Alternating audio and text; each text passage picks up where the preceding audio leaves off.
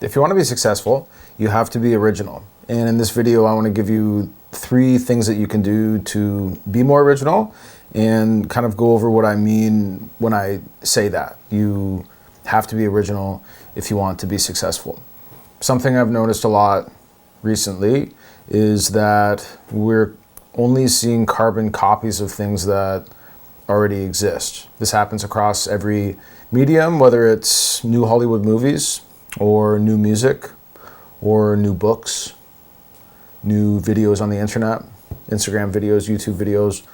We're all copying each other. What happens is we jump on trends and we react to things that other people have already made in recent times. And this isn't a new thing. Let's use the music realm for an example.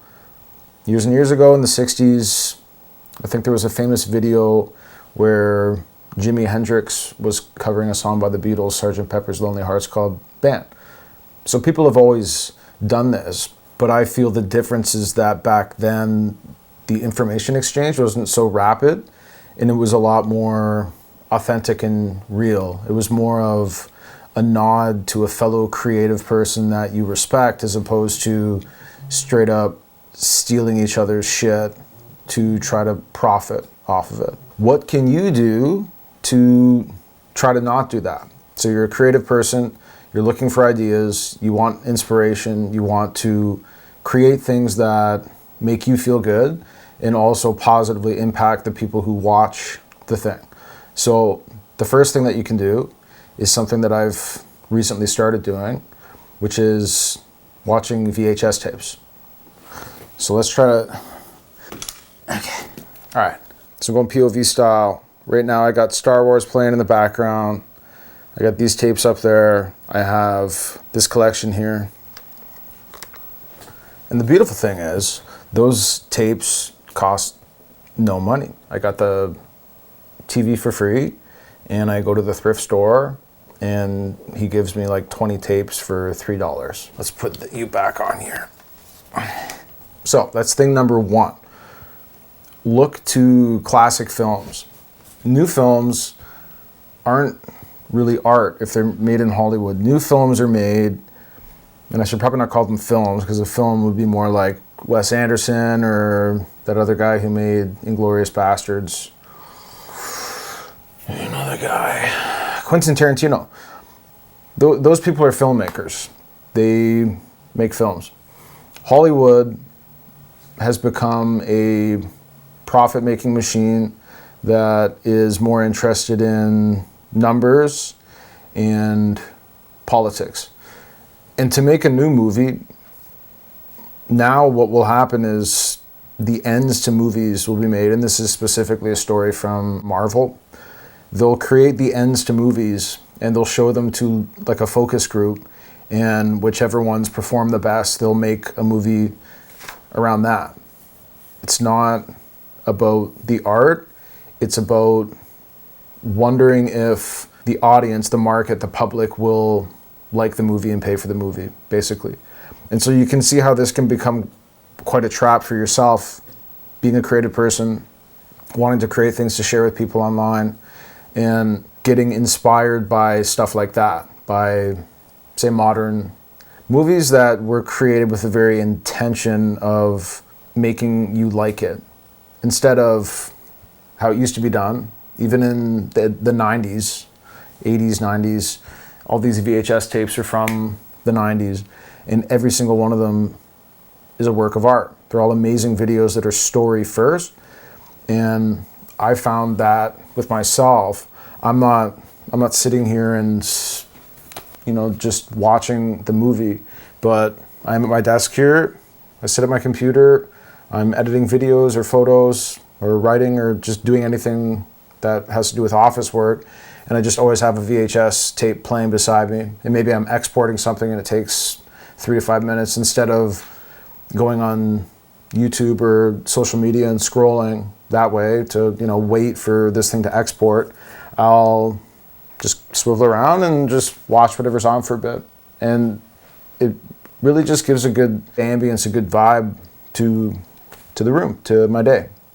I like it. Something else that you can do is listen to vinyl records instead of new music, new age music, on Spotify, on iTunes, whatever you choose to stream your music on.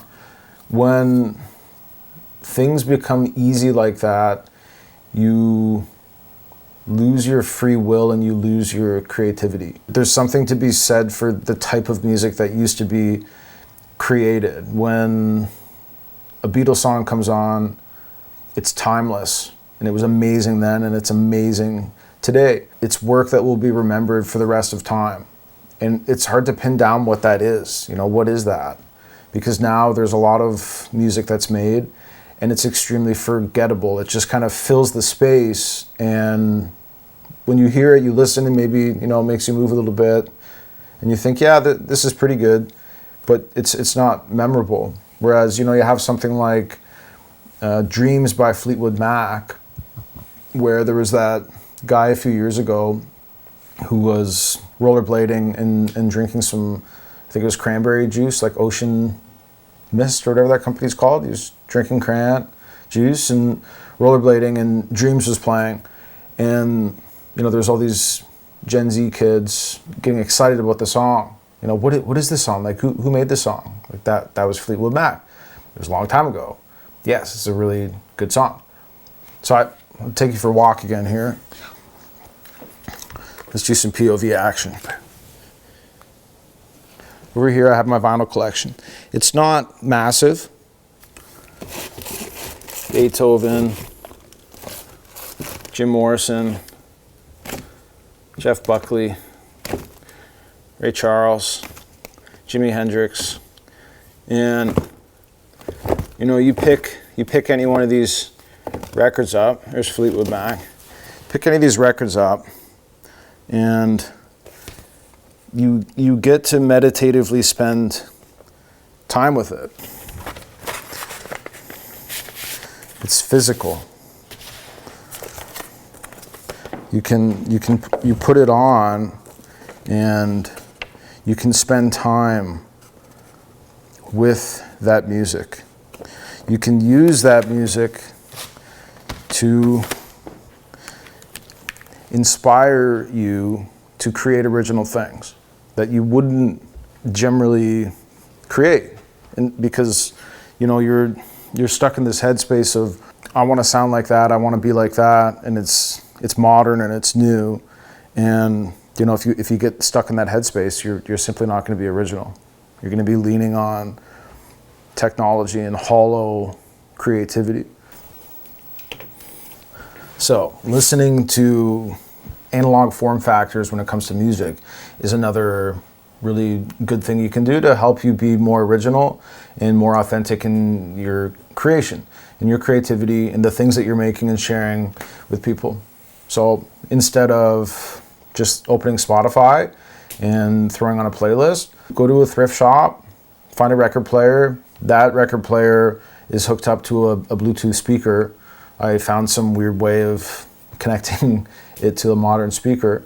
But then, you know, any thrift shop you walk into, there's tons of records always floating around, and they're a few bucks a pop. It's maybe more, I guess, heavy or important for me because I used to be a musician, and I love music, and it guides a lot of what I do. But if you like music and you enjoy it, listening to it on vinyl is something that provides a different experience for you and lets you actually get inspired by the music, which is the very intention of music. It's the international language that we can all connect on and take things from. Now, the third thing that you can do that can help you be original and not delve into trends is playing vintage video games.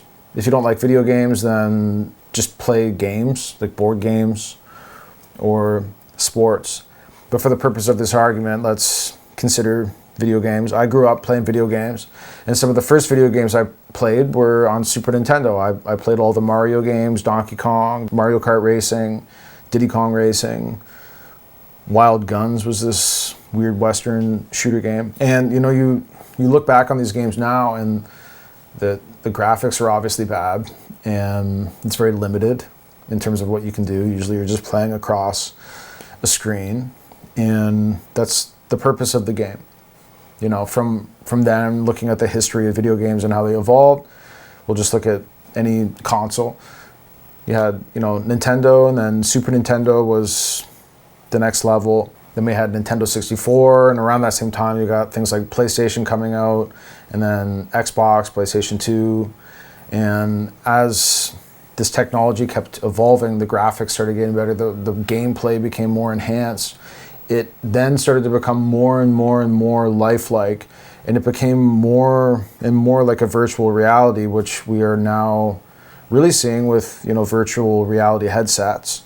And that takes away the entire intention of the game. The purpose of the game is to play it and know that it's a game. You're not supposed to delve into it and mix up reality with what's happening in the game. So say a game maybe like Call of Duty, where you sit around and you play online. There's a massive online community for Call of Duty. When you delve into that, that is as good as real life, and you lose the purpose of the game. I've recently, with this TV I set up, also set up the Super Nintendo, this is a kind of setup, a kind of TV that the Super Nintendo would be played on. And when I have some in-between moments, probably like 10 minutes at a time, I don't sit there and do it all day, but if I just feel like it, then I'll turn on Mario.